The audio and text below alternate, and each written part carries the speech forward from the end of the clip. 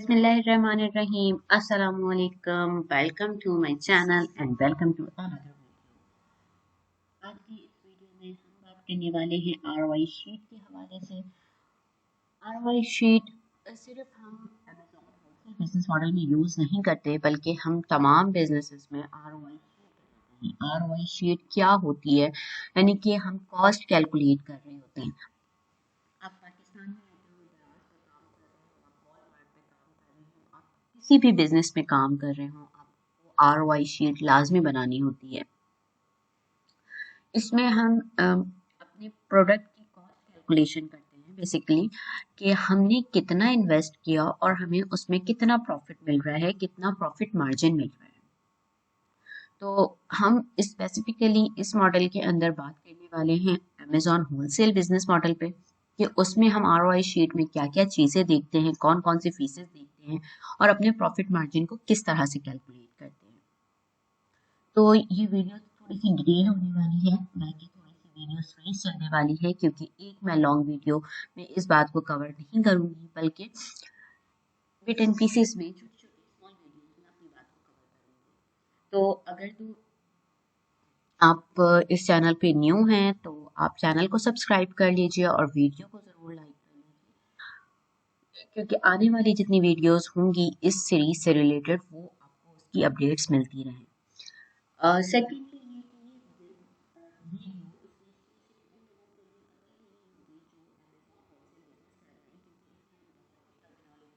ये समझेंगे कि शिपिंग कॉस्ट पे कौन कौन सी कॉस्ट इन्वॉल्व होती है, या आरओआई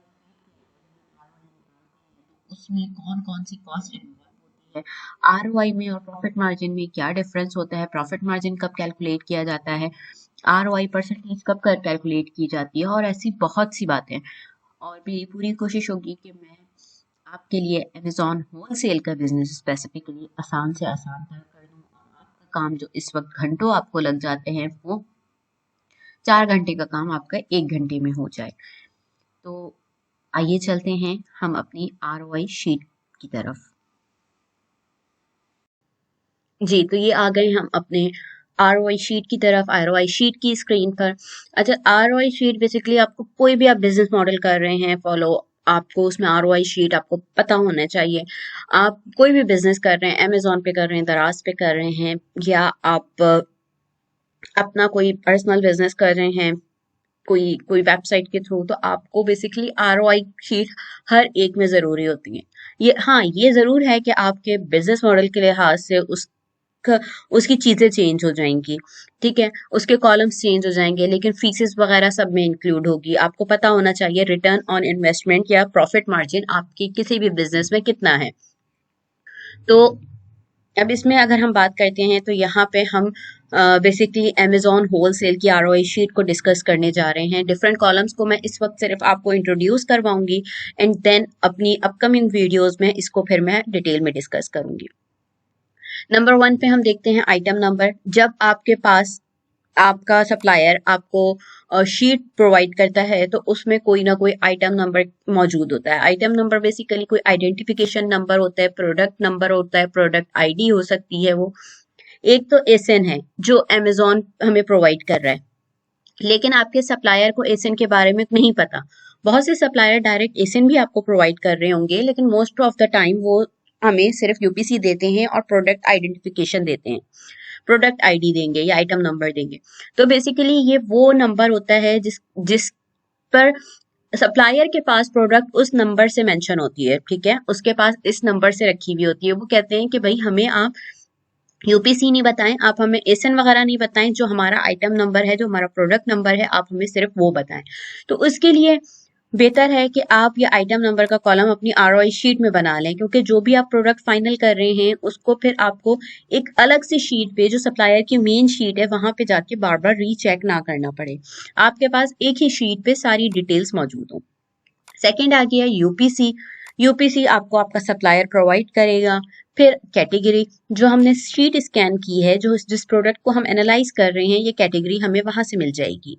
इसके बाद आ गया ब्रांड का कॉलम, ये भी डेफिनेटली स्कैन हुई भी शीट से मिल जाएगा, या आपको अमेज़न का जो लिंक है जहाँ से आप अमेजोन देख रहे हैं, अमेजोन के प्रोडक्ट्स देख रहे हैं, वहां पे आपको ये मिल जाएंगे। इसके बाद आ गया एसएन। आप चाहें तो एक कॉलम ये और ऐड कर लें जो नॉर्मली मैं यूज करती हूँ, दैट इज टाइटल। ठीक है, ये वो टाइटल है जो अमेजोन पर है। इसके बाद फिर हमारे पास आ जाएगा एसएन। ठीक है, यहाँ पे ये मेक श्योर करना है कि ये टाइटल वो नहीं है जो सप्लायर आपको दे रहा है, बल्कि ये अमेजोन पे प्रोडक्ट का टाइटल है। इससे आपको बाद में आसानी हो जाएगी। जब आपने जो प्रोडक्ट फाइनल की है उसको रीचेक कर रहे हैं, आप टाइटल से मैच कर सकते हैं। आप इसको जब लिस्ट कर रहे हैं वहां पे आप बार बार इसको मैच कर सकते हैं, चेक कर सकते हैं, तो ये इजी हो जाता है। एसएन आ जाता है, ये आप सबको पता है कहाँ से आएगा एसएन। कॉस्ट पर प्रोडक्ट है, कॉस्ट पीपी जो मैंने लिखा है कॉस्ट पर प्रोडक्ट है, ये आप सप्लायर कॉस्ट इसको लिख सकते हैं, आप ये इसको परचेजिंग कॉस्ट लिख सकते हैं। कॉस्ट पर प्रोडक्ट बेसिकली वो प्राइस है जो आपका सप्लायर आपको दे रहा है, जिस प्राइस पे वो आपको प्रोडक्ट दे रहा है। ठीक है, ये सिर्फ प्रोडक्ट की प्राइस है, यहाँ पे कोई फीसेस वगैरह नहीं है, कोई या वो एक्स्ट्रा चार्ज कर रहा है, कोई वो मेंशन नहीं है। जो बेसिक प्राइस है ये वो मेंशन है। इसके बाद आ जाते हैं बीएसआर के कॉलम्स। यहाँ पे फिलहाल मैंने 3 बीएसआर के कॉलम्स रखे हैं। जो करंट बीएसआर है 90 डेज का है, 30 डेज का है, ये सारी चीजें आपको मिल जाएंगी कीपा से। ठीक है, इसको हम डिटेल में देखते हैं अभी कि कीपा से कहाँ से मिलेंगी। वैसे तो आप सबको ये पता होना चाहिए, बट हम आगे इसको जरूर दोबारा देखेंगे। करंट बीएसआर और 90 डेज 30 डेज में 3 बीएसआर इस वक्त क्यों लिखवा रही हूँ, क्योंकि एज अ बिगनर बहुत से स्टूडेंट्स को नहीं समझ में आता कि कौन से बीएसआर पे हमें कैलकुलेट करनी है चीजें, हमें क्या बीएसआर देखना चाहिए। समटाइम्स बीएसआर में बहुत फ्लक्चुएशन होती है और करंट बीएसआर बहुत अच्छा होता है, या करंट बीएसआर हाई चला जाता है, वैसे उसका बीएसआर बहुत अच्छा होता है। तो बेहतर है कि हम ये तीनों कॉलम्स फिल करें। बट आफ्टर जब हम थोड़े से प्रो हो जाते हैं, जब हमें चीजों की समझ आ जाती है, तो फिर मेरे ख्याल से इन 3 कॉलम्स की जरूरत नहीं है, हम सिर्फ बीएसआर का एक कॉलम बनाते हैं और वो हमारे लिए इनफ होता है। उसके बाद आ गया ये हमारे पास स्टोरेज फीस, फिर आ गई प्रेप या शिपिंग कॉस्ट, देन ये वेट आ गया। वेट हमेशा हम एलबीज में लिखते हैं, केजीज में यहाँ मेंशन नहीं करते। आप चाहें तो कर भी सकते हैं, मैं ये बेसिकली जो क्योंकि मेरी शीट पे मैं जिस तरह से फॉलो कर रही हूँ, ये मैं वो आपको बता रही हूँ कि वेट मैं एलबीज में लिखती हूँ। ठीक है, और इसका रीजन यही है कि जो अमेजोन भी हमें रेवेन्यू कैलकुलेटर से बताता है वो एलबीज में बताता है, तो बेहतर है कि मैं पाउंड में ही वेट लिखूँ। इसके बाद F F, F F basically referral fee है, sorry F F basically fulfilment fee है। फुलफिलमेंट फीस क्या है? आप जो अमेजोन की, हम नॉर्मली FBA सर्विस यूज करते हैं, तो जब हम FBA सर्विस यूज करते हैं तो अमेजोन हमसे एक फीस चार्ज करता है, ये वो फीस है। रेफरल फीस, रेफरल फीस है जो अमेजोन का कोई भी FBM कर रहा हो या वो FBA कर रहा हो, कोई भी अमेजोन का सेलर है, ये फीस उसको देनी होती है। ये क्योंकि हम अमेजोन का स्टोर यूज कर रहे हैं, उसकी मार्केट प्लेस को यूज कर रहे हैं, तो अमेजोन ये फीस सबसे चार्ज करता है। फिर अमेजोन लैंडिंग कॉस्ट, यानी कि टोटल कॉस्ट, सारी फीसेस वगैरह मिला के, कॉस्ट प्राइस वगैरह परचेजिंग कॉस्ट मिला के टोटल कॉस्ट कितनी बन रही है।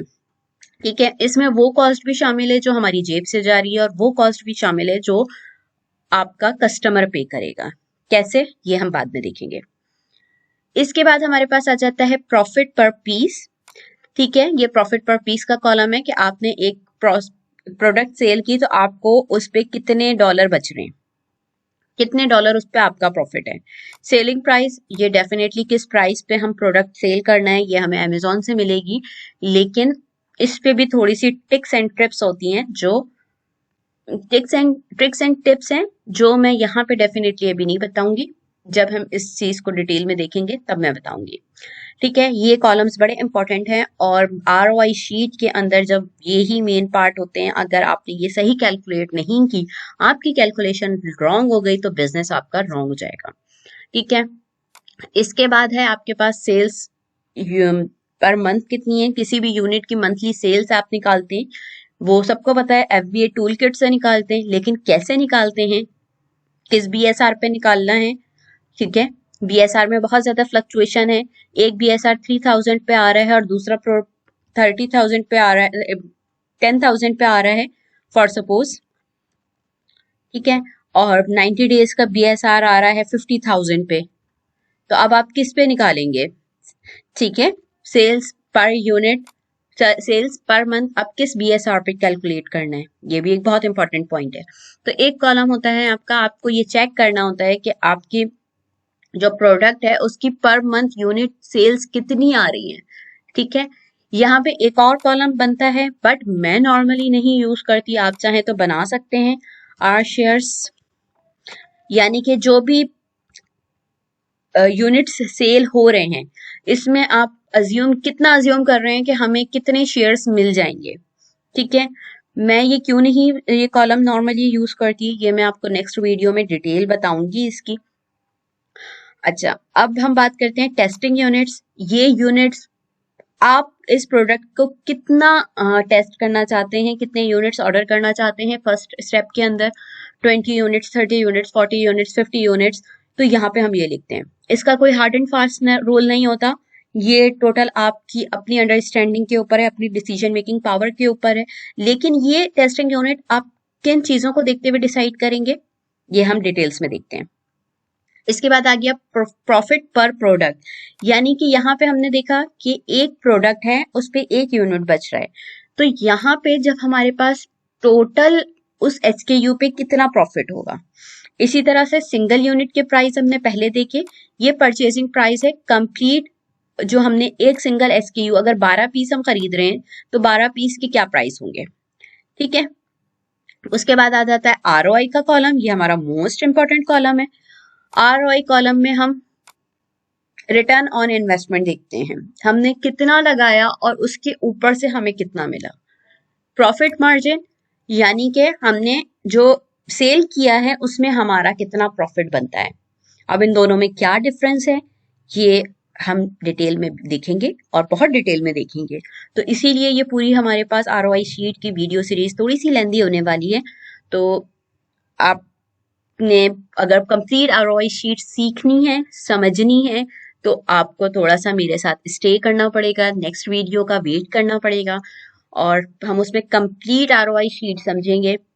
जब तक आप लोगों के लिए ये टास्क है कि अपने पास एक्सेल शीट में प्रॉपर इस तरह से ये टेबल प्रिपेयर कर लें, हर कॉलम्स प्रिपेयर करें और कोशिश करें कि अगर स्कैन अनलिमिटेड तक आप लोगों ने ये काम कर लिया है, शीट्स आ गई हैं, प्रोडक्ट्स निकाल रहे हैं, तो उसको खुद से थोड़ा सा अप्लाई करने की कोशिश करें, तो बहुत सी चीजें आपको खुद ही क्लियर होती चली जाएंगी।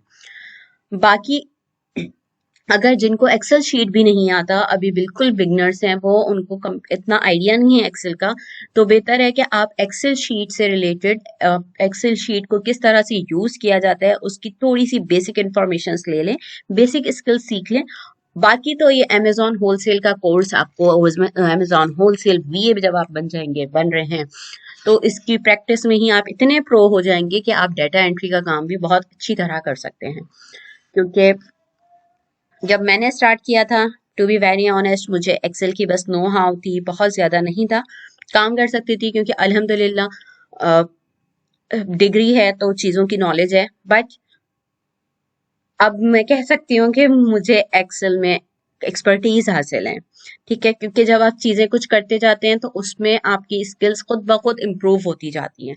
आप खुद चाहते हैं, ये इंसान की नेचर है, वो चाहता है काम को आसान से आसान तर करें। तो जब वो आसान से आसान पे हम जाते हैं तो डिफरेंट वीडियोस देख देख के मैं एक्सेल में खुद ही प्रो हो गई। तो जब मैं हो सकती हूँ तो आप भी हो सकते हैं, लेकिन सिर्फ और सिर्फ शर्त ये है कि आपको भी मेहनत करनी होगी, कोशिश करनी होगी, राइट डायरेक्शंस में स्मार्ट वर्क करना होगा, टाइम देना होगा। तो चलें, अब हम मिलते हैं ROI शीट की नेक्स्ट वीडियो में। अगर वीडियो में कुछ आपको अच्छा लगा हो, कुछ समझ में आया हो, कोई न्यू नॉलेज मिली हो, तो आप वीडियो को जरूर लाइक कर लें और चैनल को तो जरूर ही सब्सक्राइब कर लें, क्योंकि अभी ROI शीट की कंप्लीट सीरीज आने वाली है। थैंक यू, टेक केयर, अल्लाह हाफिज।